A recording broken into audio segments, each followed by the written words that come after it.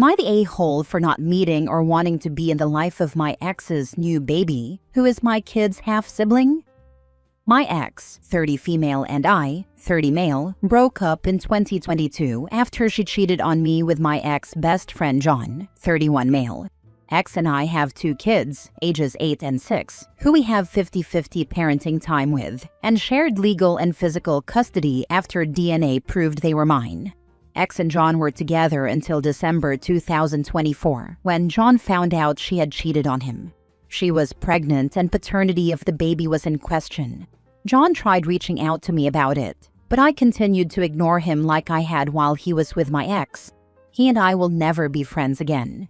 My ex gave birth in February, and paternity is still in the air and they're awaiting a DNA test result. John has had nothing to do with the baby yet because he refuses to be in the child's life unless the child is his. I don't know about the other guys. I don't even know how many there are. My ex's parents always handled exchanges with our kids, so there was less tension around the kids. But after my ex gave birth, they started suggesting I meet the baby and putting it out there that I'll always be a part of this child's life, and how their newest grandchild could do with someone like me in the picture.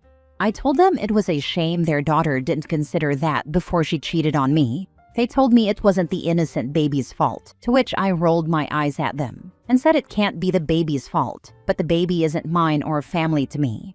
They didn't like that, and when they found out I did nothing and bought nothing for the baby after it, I don't know if my ex had a boy or girl, were born. Ex's parents gave me a hard time about it, and I told my ex if it continued, I would file a modification with the court for someone else to be nominated to handle exchanges.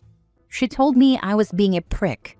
I have documented everything, but these comments are now said when we see each other at the store or on the street, instead of during exchanges, which is smart.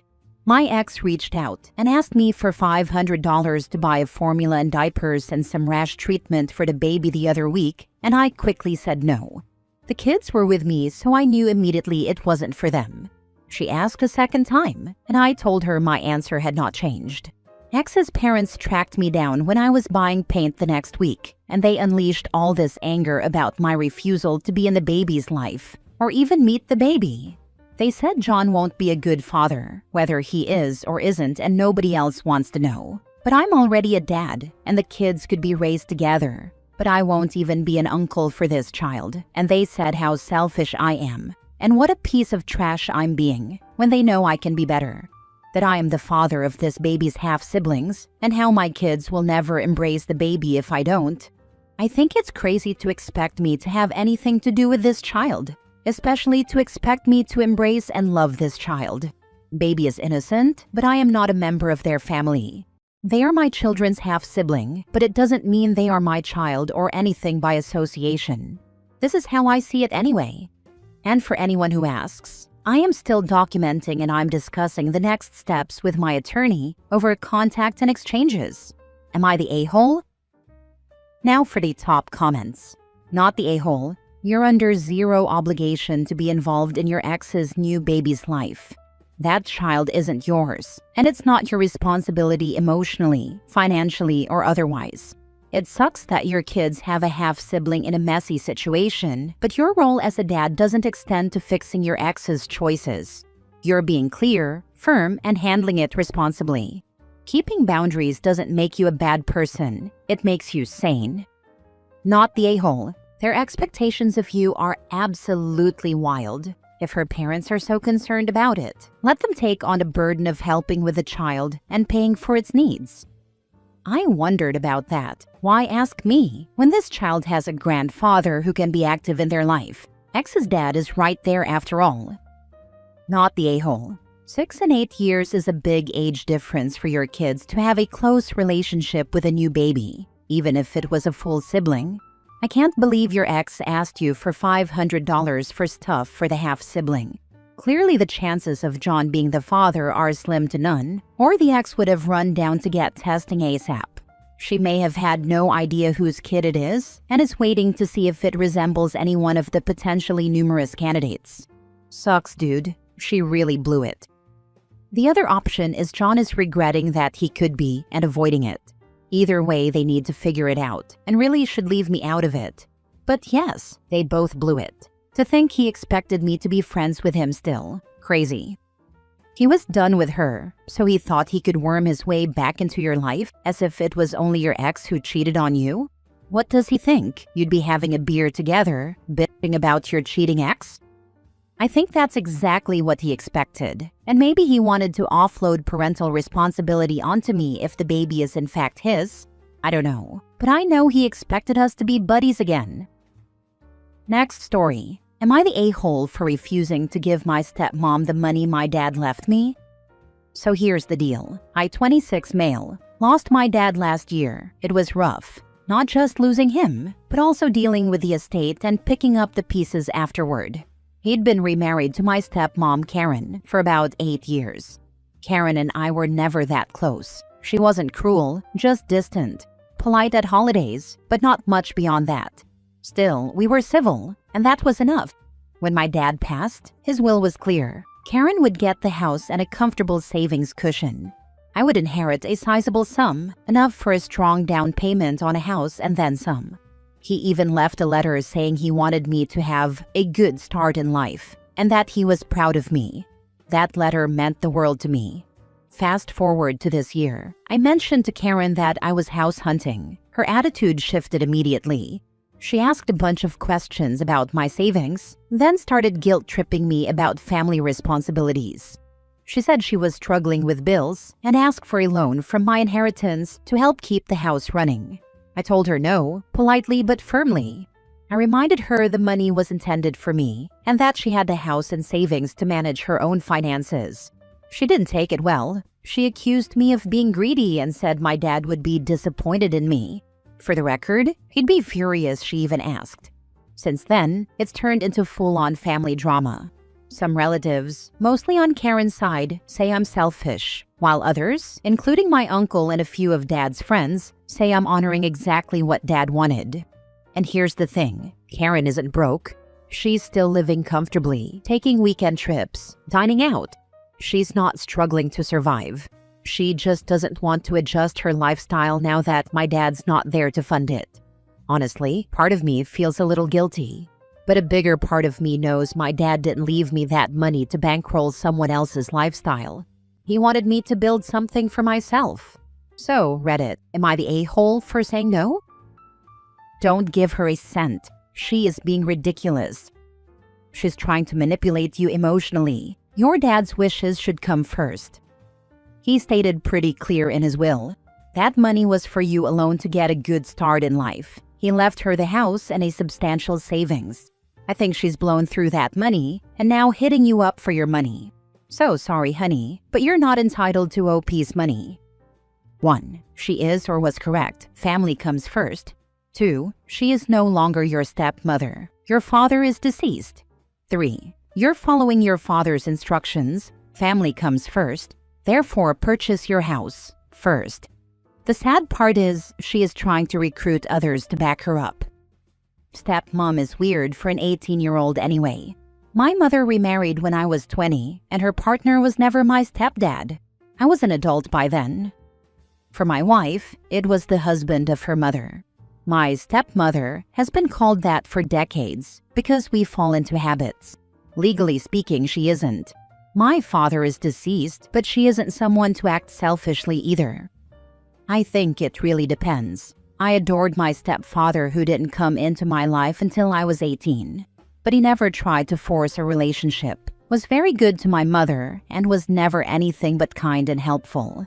It didn't happen overnight, but gradually. Next story. Am I the a-hole for not disclosing to my housemates that my family has money and refusing to pay more monthly? This happened in Brazil, but I'm posting here so my friends don't find it. I, 23 female, live with 7 other people, 2 girls and 5 boys. One of them is my boyfriend. We are all between 22 and 25. We started renting together 3 years ago, when we were all in the same university and just kept doing it.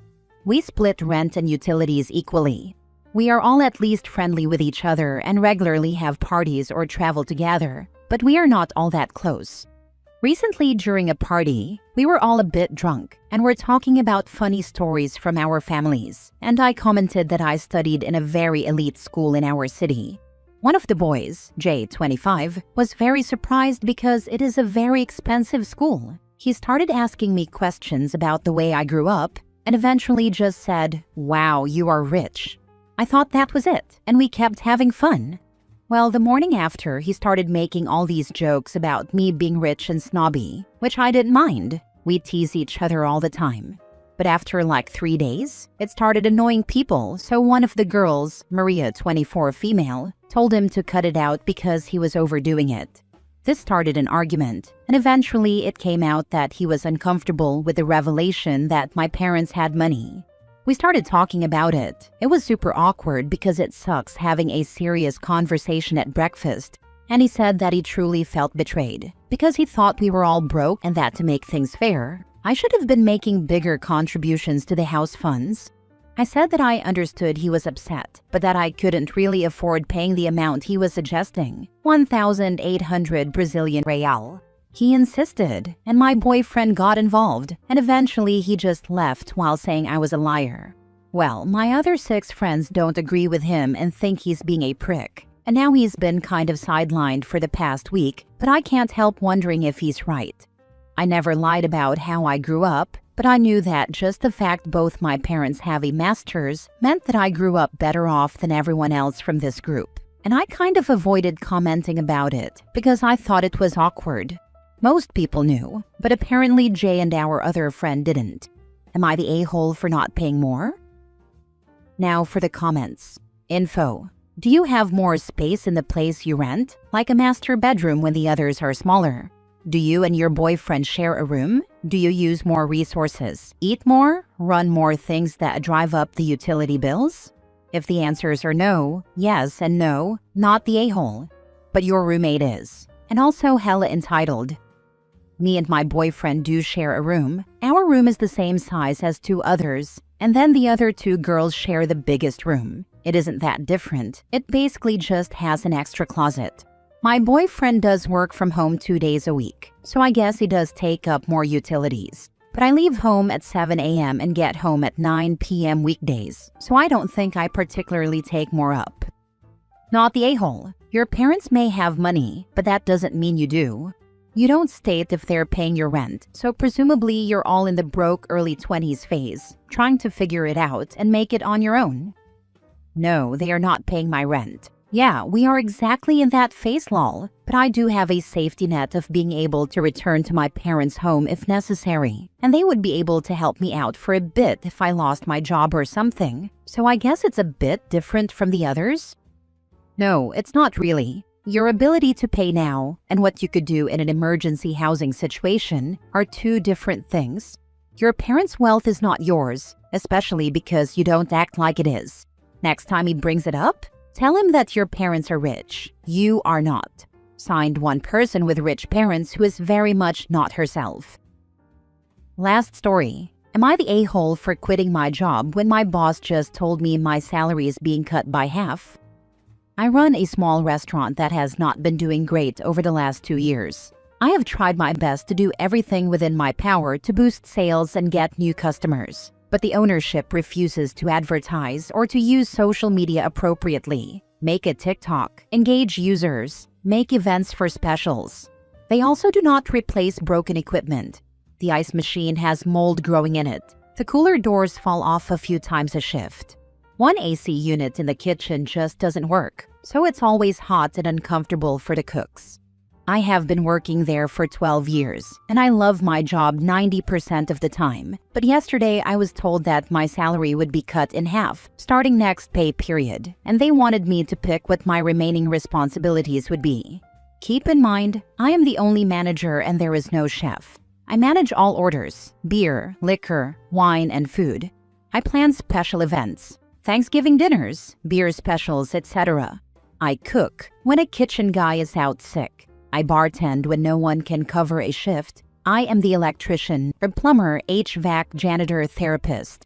I make all the schedules, do all the training, created the training program, pay the bills. The list goes on. The owners take extravagant trips yearly, like going to the Paris Olympics or Scotland for a week. They spent 3 months in Europe 2 summers ago while I ran their business. Now that the business is not doing so hot and I am the only salaried employee, I have to give up half of my pay. I would go from $1,800 per week to $900 and be forced to bartend to supplement my income, which means my bartenders will make less money and have fewer shifts, while I have to work more hours to get my other responsibilities taken care of. So I want to tell them that I do not accept the pay cut, because I know I will still be responsible for all of the things ownership is going to neglect or forget to do, which I assume will mean I am fired or quit. Does that make me a selfish a-hole? My husband says I should stick it out because I need the insurance, but I am tired of feeling like I have been taken advantage of. Not the a-hole. Think of it this way. You can stay at a sinking restaurant at half pay, or you can get a job at half pay in a thriving restaurant and work that pay up. You owe your employer nothing after what they did. They sure as heck aren't taking a 50% pay cut. Not the a-hole. OP's name is not on the restaurant. They shouldn't be working harder than the owners that do have their name on the business, especially a struggling, failing business. Always act your wage and never run yourself into the ground for an employer who will have your job listing posted before your obituary hits the papers. Hi, I own a successful restaurant. Let me give you my perspective as a potential employer in your field. Tell them you need the new offer in writing before you can figure out your new responsibilities. Then take that letter to the unemployment office and file for unemployment due to constructive dismissal. Unemployment will either give you your half of the wages back or give you leave to quit and collect unemployment while you find a new job, if this is in the US.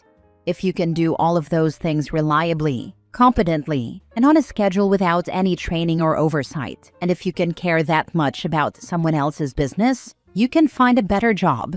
The ship you are currently on is sinking. It's already sunk to the point where the mast is barely poking above the water and you're balanced on top on one foot. The owners do not give one single damn about that business. You will be losing your job anyway if you don't quit. One day soon, you will show up to work and the doors will be chained shut and a tax lien will be posted on the door. If you do decide to keep your job for the insurance, do exactly half the work you're doing now and give zero fucks about the rest. Don't do work you aren't paid for. Make it their problem. They created the problem. They can solve it, but they won't. So your job will become dealing with angry people who didn't get paid, served, or whatever. And we're back to just quit. Please, for the love of justice and sanity, do not continue to keep this business running for $900 a week. They do not deserve that from you. Not the a-hole. To add to this, when you do quit or are constructively dismissed, and they call you back a month later begging you to come back to work, assuming they haven't just shut down, you ask for a 50% raise. They won't go for it, of course, but it's grounds to negotiate a pay raise, accommodating a job that would normally require the skills of an entire team.